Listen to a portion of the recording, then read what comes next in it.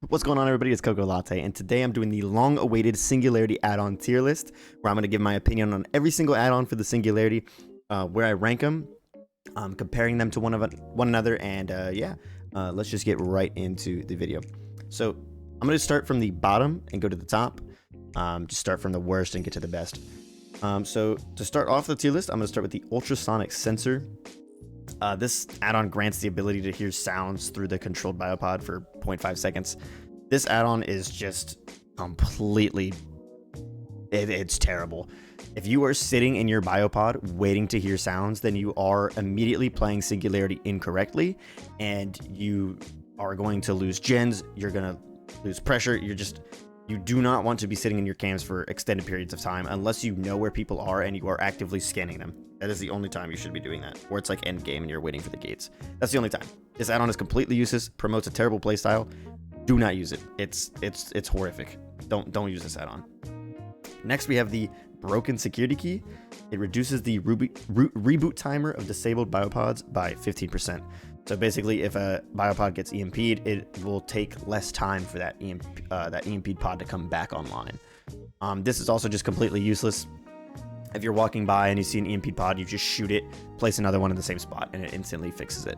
And also, now that there's a EMP cam tech that you can kind of do, which I've shown in some videos before. I do it on stream all the time. It'll be in the guide, the advanced guide, when I put that out. You kind of sometimes want cameras to be EMP'd. So it's just, this add-on is useless. It's bad. It's a waste of an add-on slot. Don't use it. Moving up to the D tier, not completely useless add-ons, but pretty mid in my opinion, pretty bad. We're starting off with the heavy water. This one was borderline put in the avoid tier just because it's bad, but sometimes against new players it can work. This add-on reduces the aura reveal range of supply cases by 8 meters. So by default, survivors can see crates from 32 meters away when they are not holding an EMP. If they are holding an EMP, the aura reading goes away. And so what this does, it lowers it to 24 meters, which, I mean, sure, it's less aura reading range, but generally crates spawn in the same spots on every single map or very close to where they would spawn. And so if survivors know, they see one, okay, that crate's not moving, I can go back to that crate. Oh, hey, look, I ran over to this side of the map, now there's a crate here, I know this one's here. It's just, why? They're gonna find the EMPs anyways. You don't need this add-on. Just don't use it. Don't use heavy water. It's not good. It's not good. If there was like a perk that reduced aura reading range of survivor perks, then maybe it could be decent, but I don't see that happening. The next one we have is the Hologram Generator. After a successful slipstream teleport from a biopod, the targeted survivor suffers from oblivious for 60 seconds. This is just useless. In what situation are you going to teleport to a survivor, inflict the oblivious, and leave? When are you ever gonna do that? Don't ever do that. You teleport, you chase, okay? That's what you do. Unless like you're going for a hit and run, hit, teleport to another guy.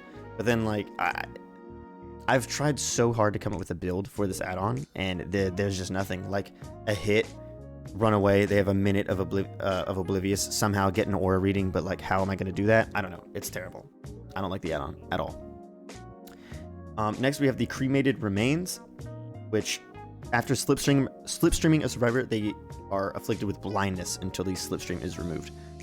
There's a lot of people that say like, oh, this add-on's perfect. It counters windows of opportunity. Like, okay, why are you trying to counter windows of opportunity when other perks exist? And like, why are you trying to go out of your way to counter that perk? And it's stupid. Don't do that.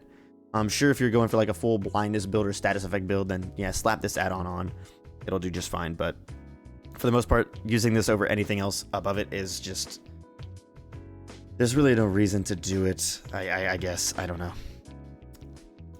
Next, we have the Cryo Gel, and I used to really like this add-on before I did some testing in custom games, because I used to think when a slipstream survivor unhooked somebody, I used to think that the only way the slipstream can transfer is with this add-on. Because I used to think if they unhook and then immediately run separate directions, the slipstream wouldn't have enough time to transfer, but that's just not the case.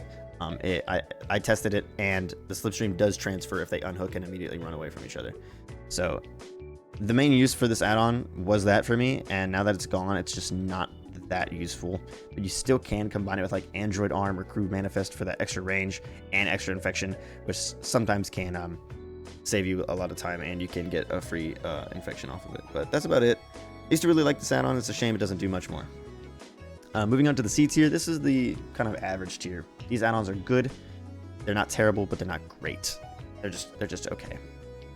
We have the Nanomachine Gel, which successfully hitting a survivor in overclock mode afflicts the broken status effect for 30 seconds. It can be good, but for the most part, it's just you have to hit them while in overclock. If you just end your overclock and then hit them, you don't get it. So you have to be in overclock. You have to have all the green lines on your screen. You have to see the electricity, the power flowing through. You have to see that shit. If you don't see that, then you're not gonna get the broken. So, you have to make sure you get that hit in overclock. But 30 seconds, it's not like that good. If you're running it with sloppy, maybe it's good because then they can't heal, and then once they can heal, it's slow. If you interrupt it, then the heal's gone. It can be a time waster, but it's not that good. It's not that good because most of the time you hit somebody and then you continue chasing them and down them, put them on a hook, broken's gone. What's the point? That's just my opinion, though. And also, you can run it with the Kids Ball Glove, which increases the duration of your overclock, which will help you actually get the Nanomachine Gel to proc more consistently, which is what I usually do. If I'm running the Nanomachine, I'm usually going to run the Kids Ball with it, but we'll talk about the Kids Ball later. All right, next we have the Diagnostic Tool Construction. The auras of survivors picking up an EMP are revealed to you for 6 seconds. I know some people like this add-on. I know Otstarva, I think, thinks highly of it. This add-on to me is almost a D tier. It's not good because sometimes you can be running to one side of the map, someone picks up an EMP behind you, that aura reading goes off for 6 seconds, you never turn around, you don't know they picked up an EMP. I think if they made this add-on reveal the location, like do like the big swoosh sound, the explosion sound instead of the aura reading, I think it would immediately be, I think it would be a B tier, a mid B tier, I think, because that would give you actual information. I don't need the aura reading. I just need to know when someone picks up an EMP. You know, I don't need to know where they are. I just need to know if they picked one up or not.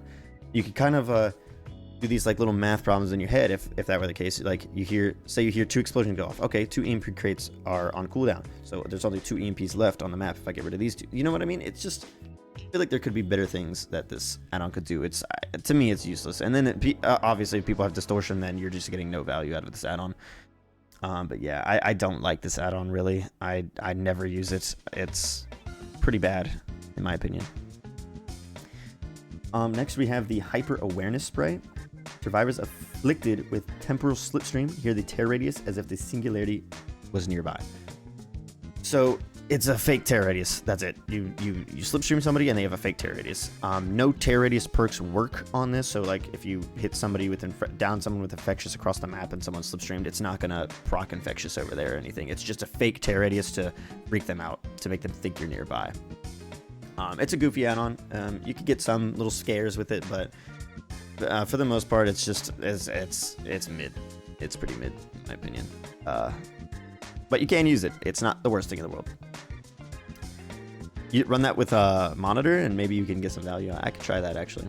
Run that with monitor. See what we could do. Next, we have the Android Arm. Increases the range within which temporal slipstream can spread between survivors by 2 meters. So by default, it's 6 meters. So if you add plus 2 meters, now it's 8. So that just means if they run away, I don't know, this add-on, you do get value out of it. It's noticeable when it happens, but it's not the best thing in the world. You can combine it with other things to make it a little bit better, but running it by itself is not, you're not going to notice anything in my opinion. But it does combo well with other things, like the Cryo Gel and the Crew Manifest. That's really all I can say about it. It increases the infection range. So say you're across the map and 2 people accidentally goop each other as they're running away from each other, going to separate parts of the map. There you go. It's a free infection. No downside, really. But the amount of times that happens is pretty much 0. You're kind of only going to notice this if you're like have a clump of survivors and you're actively like chasing them all. But I don't know. It's not terrible. It's not great. It's mid. Next, we have the Diagnostic tool repair. Don't get it confused for the other one. There's 2 diagnostic tools, which is interesting. Successfully landing a hit in overclock mode inflicts mangled until they are fully healed. So it's like half of Sloppy Butcher while in overclock. It's a mini Sloppy Butcher. I don't really know what else to say with it. Just like the Nanomachine Gel, the one that inflicts broken, it only works if you are in the overclock. If you slightly leave the overclock, like right as you're swinging and it ends, it won't apply. So there's some risk to it.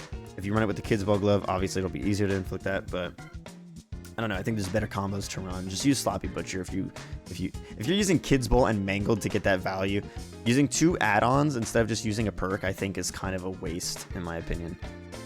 Using Kids Ball and the Diagnostic tool to get Mangled instead of using Sloppy Butcher, I think, yeah, I'd rather use the perk than use 2 add-ons for basically a worse version of that, in my opinion. But it's still decent.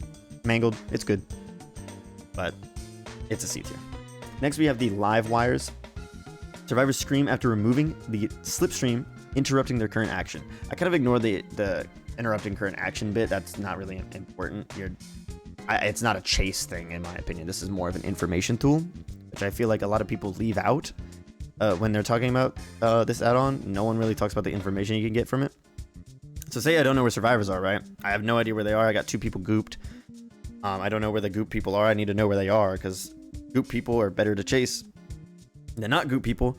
And then you hear a scream. Oh, I see. I know where they are now. And you know, if the crate is over there, you know there's not a crate over there, so no one's going to be able to grab a crate and EMP. Like, it's good information, especially if you're just learning the character. I think this add-on is really good for learning the character.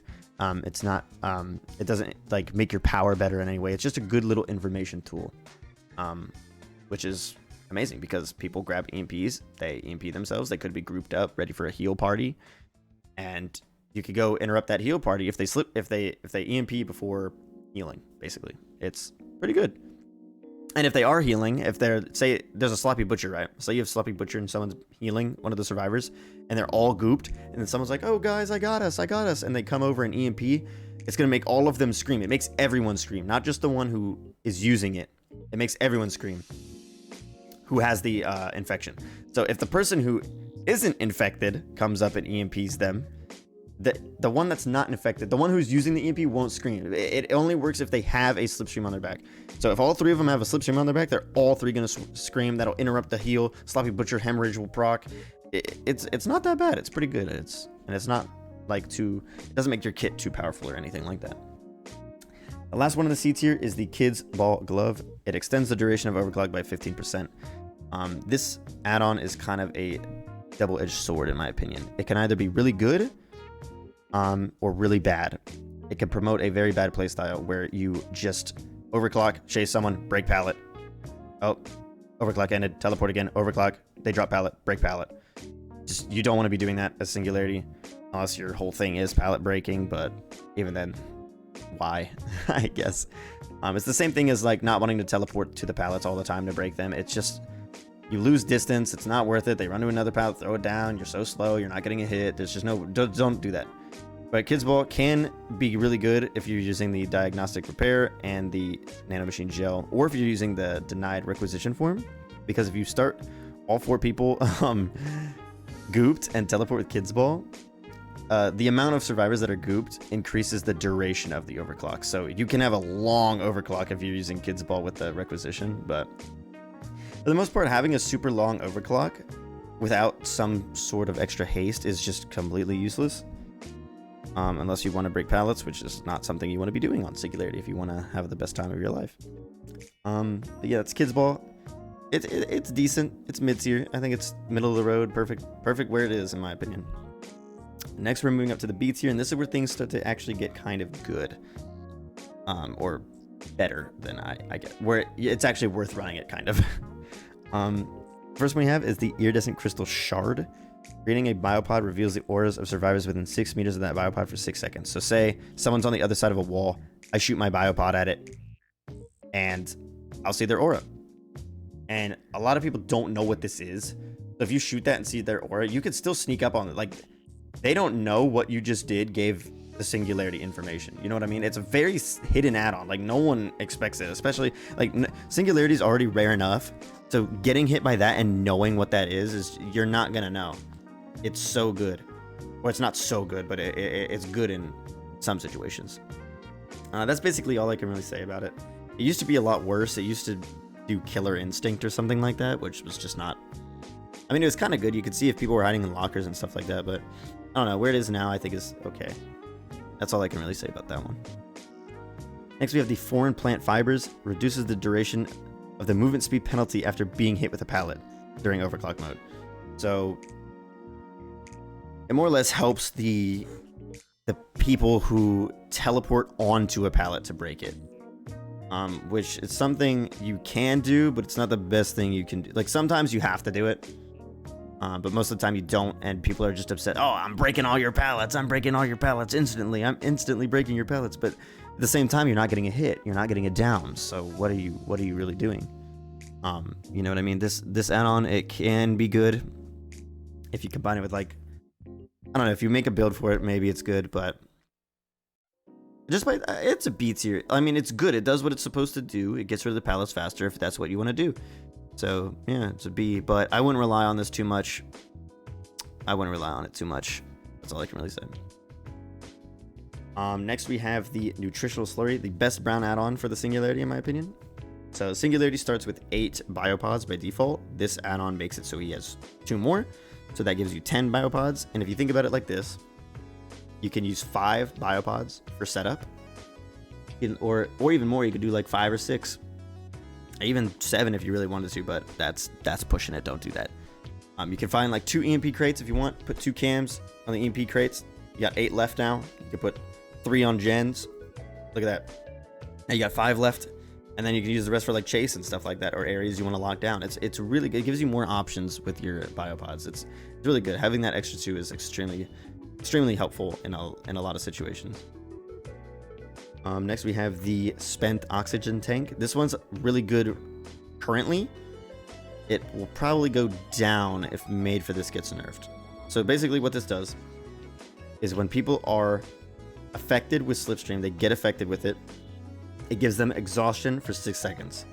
So say you're chasing somebody, you shoot them with that thing, they're exhausted, no more Made for This, no sprint burst, no life, no head on, no nothing. It's pretty good. It's just an exhaustion perk counter, and exhaustion perks are some of the strongest perks in the game, so obviously it's going to be good. That's really all I can say about it, to be honest. It's just good. It counters exhaustion perks, and with them being so popular, you're gonna get value out of it basically every single game if you're slipstreaming people properly. All right, now we're moving on to A tier, and this is where things get really good, really strong. We have the denied requisition form. All survivors start the trial afflicted by the slipstream, and supply cases take an additional 30 seconds to print an EMP at the start of the trial. Basically, you spawn in, everyone starts gooped. If you have lethal pursuer, you go immediately to someone, they're probably on a crate, teleport to them, start to chase, down them, teleport another guy, down them.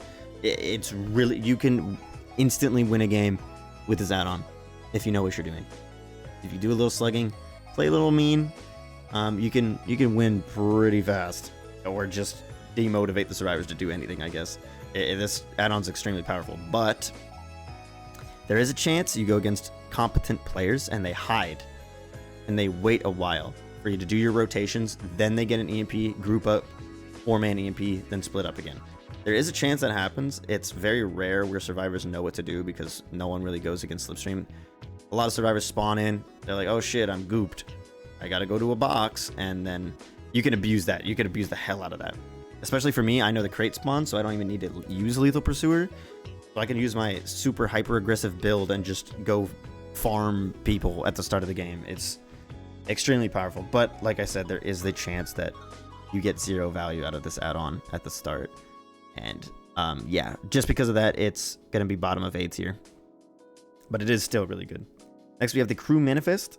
The orders of survivors becoming afflicted by Slipstream are revealed to you for 8 seconds, and it also increases the range of the Slipstream by 2 meters. So just like the Android arm, it increases 2 meters. The main thing for this is obviously the aura read. Anytime you infect somebody with a Slipstream, their aura is revealed, or anytime the survivor infects another survivor with the Slipstream, their auras are also revealed. for 8 seconds also. So it's crazy. So say I goop somebody, I lose them, they're across the map, right? And I'm like, oh damn, I lost them. But then they go and run to another survivor and they get gooped. It'll reveal that person's aura too. And so now I know where 2 people are. Now I know where 2 people are because of that. It's an extremely powerful information tool. It's so powerful. You can use it in chase too. If you goop somebody, you can see their aura. You can mind game around the aura. It's really, really good. And then obviously combining it with Android Arm, extra range on the infection, which is kind of, you could get the infection up to 10 meters, which is actually kind of funny.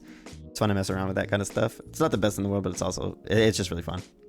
But yeah, that's Crew Manifest. It's the best, or it's not the best purple add-on. There's one more purple we got to talk about. You guys can see that up there. But yeah, it's extremely powerful. I recommend using it. It's not broken or anything. It's just really good. It helps out a lot.